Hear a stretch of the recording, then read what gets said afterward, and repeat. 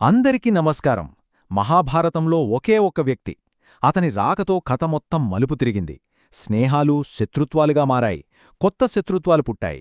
భవిష్యత్తులో జరగబోయే మహాయుద్ధానికి పునాదులు కూడా అప్పుడే పడ్డాయి. ఆ వ్యక్తి మరెవరో కాదు, కర్ణుడు.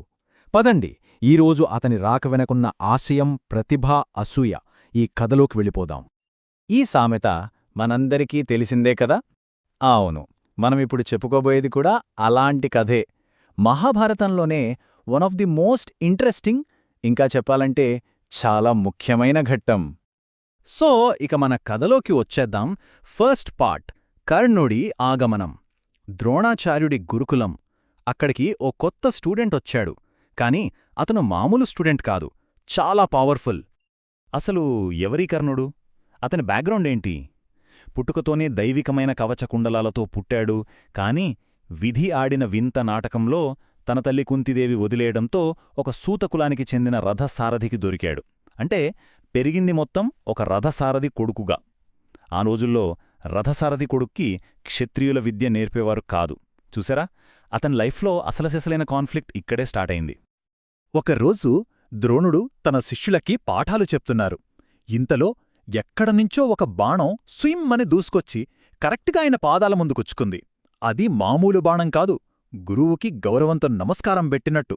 అందరూ షాక్. ఎవరు వేశారబ్బా ఈ బాణమని చూస్తే అక్కడ నిల్చిని ఉన్నాడు కర్ణుడు.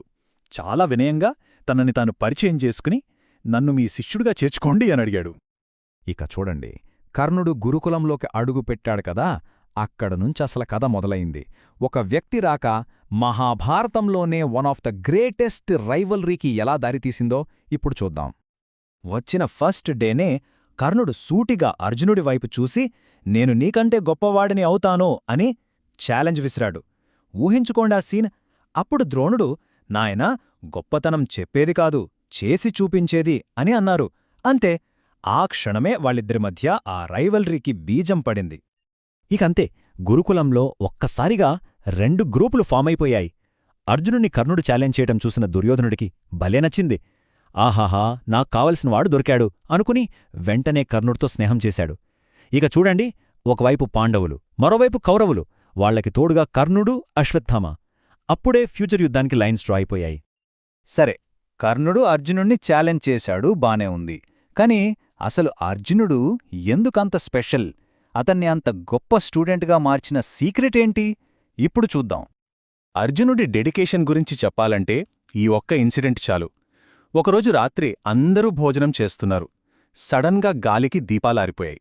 చిమ్మ చీకటి. అయినా సరే అర్జునుడి చెయ్యి అలవాటుగా కరెక్ట్గా నోటి దగ్గరికే వెళ్ళింది. అప్పుడు తనలో తానే అనుకున్నాడు, ఒక్క నిమిషం, చూడకుండానే చెయ్యి నోటి దగ్గరికి వెళ్తుందంటే నా కండరాలకి గుర్తుంది. అదే మజిల్ మెమరీ. మరి అలాగే చీకట్లో బాణం ఎందుకు వేయలేను అని. అంతే, ఆ ఆలోచన వచ్చిన మరుక్షణం నుంచే ప్రతి రాత్రి చీకట్లో ప్రాక్టీస్ మొదలుపెట్టాడు. ఇలా కొన్ని రోజులు గడిచాయి. ఒకరోజు అర్ధరాత్రి టప్ టప్ మని బాణాల శబ్దం వినిపిస్తే ద్రోణుడు ఉలిక్కిపడి లేచి బయటకొచ్చి చూశాడు. అక్కడ చిమ్మ చీకట్లో అర్జునుడు ప్రాక్టీస్ చేస్తున్నాడు. ఆ సీన్ చూసి ద్రోణుడికి మాటలు రాలేదు. ఆ డెడికేషన్కి ముగ్ధుడైపోయి అర్జునుడి దగ్గరికెళ్ళి ఒక ప్రామిస్ చేశాడు. అర్జునా, నీలాంటి శిష్యుడు దొరకడం నా అదృష్టం. ఈ ప్రపంచంలో నిన్ను మించిన విలుకాడు ఇంకొకడు ఉండడు. ఆ బాధ్యత నాది అని మాటిచ్చారు ద్రోణుడు. ఆ ఒక్క మాటతో వాళ్ళిద్దరి బంధం ఇంకా స్ట్రాంగ్ అయింది. కథ ఇక్కడ్నుంచి ఒక పెద్ద టర్న్ తీసుకుంటుంది. ఒకరోజు ద్రోణుడు నదిలో స్నానం చేస్తున్నారు. సడన్గా ఒక పెద్ద మొసలి ఆయన కాలు పట్టుకుని నీళ్లలోకి లాగడం స్టార్ట్ చేసింది. ఒడ్డున శిష్యులందరూ ఉన్నారు. కాని ఏం చేయాలో తెలియక అంత బిత్తరపోయి చూస్తున్నారు. ఇక్కడ మనం ఒక విషయం గమనించాలి. అంత పెద్ద ఆపదలో ఉన్నప్పుడు ద్రోణుడు తన కొడుకు అశ్వత్థామాన్ని పిలవలేదు, అర్జునుడితో పోటీపడే కర్ణుడిని పిలవలేదు. ఆయన నోటివెంట వచ్చిన ఒకే ఒక్క పేరు, అర్జునా, అర్జునా అని. అంటే చూడండి, అర్జునుడి మీద ఆయనకి ఎంత నమ్మకమో. గురువు పిలుపు వినగానే అర్జునుడు ఒక్క క్షణం కూడా ఆలస్యం చేయలేదు. నీళ్లల్లో మొసలి కనిపించట్లేదు, కాని నీటి కదలికను బట్టి అది ఎక్కడుందో అంచనా వేసి గురిచూసి ఒకే ఒక్క బాణం వదిలాడు. ఆ బాణం నేరుగా వెళ్లి మొసలి గుండెలో గుచ్చుకుంది. మొసలి చనిపోయింది. ద్రోణుడు ప్రాణాలతో బయటపడ్డాడు. ఇక చూడండి, గురువు ప్రాణాలనే కాపాడాడు. మరి దీనికి అర్జునుడికి దక్కిన రివార్డేంటి? అదే మన నెక్స్ట్ పార్ట్, బ్రహ్మాస్త్రవరం. అసలీ బ్రహ్మాస్త్రం అంటే ఏంటి? చాలామందికి తెలిసే ఉంటుంది. ఇది మామూలు ఆయుధం కాదు. ఒక రకంగా చెప్పాలంటే ఒక న్యూక్లియర్ వెపన్ లాంటిది. మహావిధ్వంసం సృష్టిస్తోంది. అయితే ఇందులో ఒక కండీషనుంది. దాన్ని ప్రయోగించడం ఒక ఎత్తైతే, తిరిగి దాన్ని వెనక్కి పిలవడం అంటే ఉపసంహారం చేయడం ఇంకో ఎత్తు. ఈ రెండూ తెలిస్తేనే దాన్ని పూర్తిగా నేర్చుకున్నట్టు లెక్క. ద్రోణుడు తన ప్రాణాల్నే కాపాడిన అర్జునుడికి ఆ బ్రహ్మాస్త్ర పూర్తి జ్ఞానాన్నిచ్చేశారు. అంటే ప్రయోగం, ఉపసంహారం రెండూ నేర్పించారు. దీంతో అర్జునుడు ఆ గురుకులంలోనే మోస్ట్ పవర్ఫుల్ స్టూడెంట్ అయిపోయాడు. కానీ ఈ విషయం కొందరికి అస్సలు నచ్చలేదు. ఇక ఇక్కడ్నుంచి ఈ కథలో స్వార్థం, అసూయ ఇలాంటి నెగటివ్ ఎమోషన్స్ ఎంటర్ అవుతాయి. అర్జునుడికి దక్కిన ఆ గొప్ప వరం మిగతా వాళ్లలో అసూయను రాజేసింది. ఈ బ్రహ్మాస్త్రం విషయంలో ముగ్గురిది 3 రకాల వాదన. అశ్వత్థామ ఏమన్నాడంటే, నేను మీ కొడుకుని, అది నా హక్కు అని అడిగాడు. కర్ణుడేమన్నాడంటే, అర్జునుడికన్నా నేనే స్కిల్డ్, అది నాకు రావాలి అని అడిగాడు. కాని అర్జునుడు అడగలేదు. తన నైపుణ్యంతో, గురుభక్తితో దాన్ని సంపాదించుకున్నాడు. చూసారా తేడా? కర్ణుడు అడిగినప్పుడు ద్రోణుడు, నువ్వు సూతపుత్రుడివి, నీకు ఈ దివ్యాస్త్రం ఇవ్వలేను అని చెప్పేశారు. అంతే. కర్ణుడికి కోపంతో ఒళ్ళు మండిపోయింది.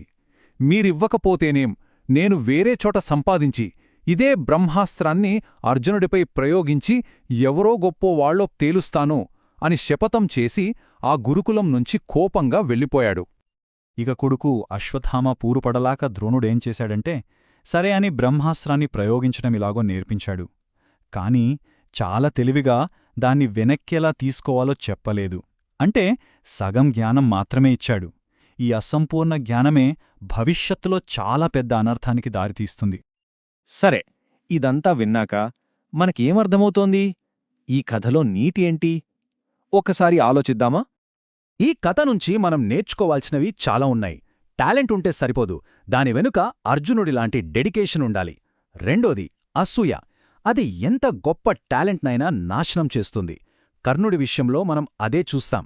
ఇక అన్నింటికన్నా ముఖ్యమైన పాయింట్, మెరిట్కి నెపోటిజంకి మధ్య జరిగే గొడవ.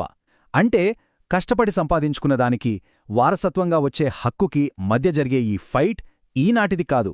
దీని మూలాలు మహాభారతం అంత పాతవి.